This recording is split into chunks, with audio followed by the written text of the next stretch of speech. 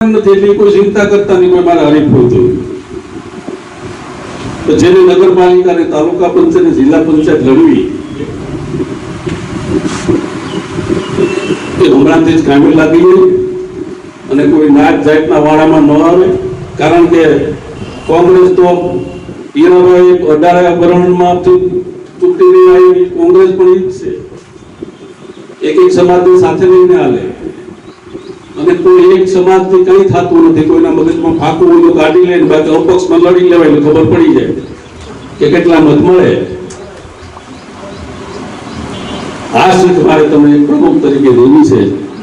વધારે ટાઈમ નહીં લેતા, વિશેષ કઈ ન કહેવું, પણ જેટલું કીધું એ મુંજાભાઈ ને હીરાભાઈ બે ગંભીરતાથી ધ્યાનમાં રાખે એવી એની પાસે પણ આશા રાખી.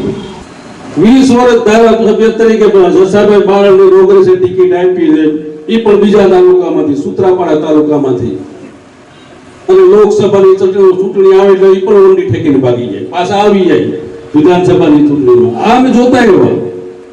અને આ ભાઈ જે ચૂંટણીની ટિકિટ આપી પણ 10 વર્ષથી આવી છે, લોકસભાની ચૂંટણી આવે એ પણ ઊંડી ઠેકી જાય.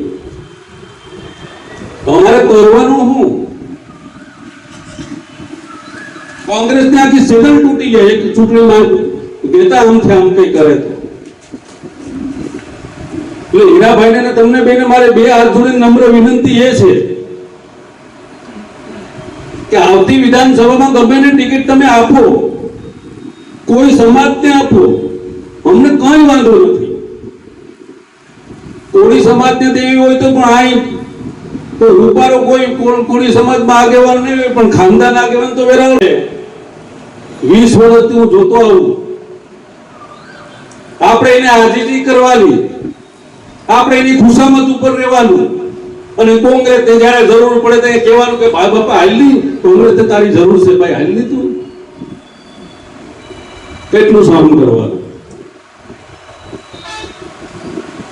અને બીજા મારે એક શીખ તમને એ પણ દેવી છે, મારો પોતાનો દાખલો આપીને હું કોઈનો દાખલો નહીં આપું. કોંગ્રેસના આગેવાનો અને કોંગ્રેસના કાર્યકરો મારે એક શીખ દેવી છે. સુંદરભાઈ, હું 25 વર્ષથી એકની એક સીટ ઉપર તાલુકા પંચાયતનો સભ્ય છું. જિલ્લા પંચાયતની ચૂંટણી આવે, નગરપાલિકાની પણ ચૂંટણી આવે,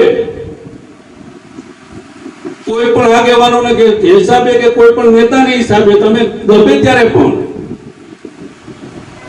કોઈ પણ ચૂંટણીમાં કોંગ્રેસ આને ગદ્દારી કરશો, એનું પરિણામ કોણ ભોગવે? તો તાલુકાની જિલ્લાની નગરપાલિકાની ચૂંટણી જે લડવા વાળા કોંગ્રેસના કાર્યકરો. એનું કારણ છે કે પછી તમે જ્યાં મત માંગવા જાય તો બધા સમાજના માણસો છે, એક એક સીટમાં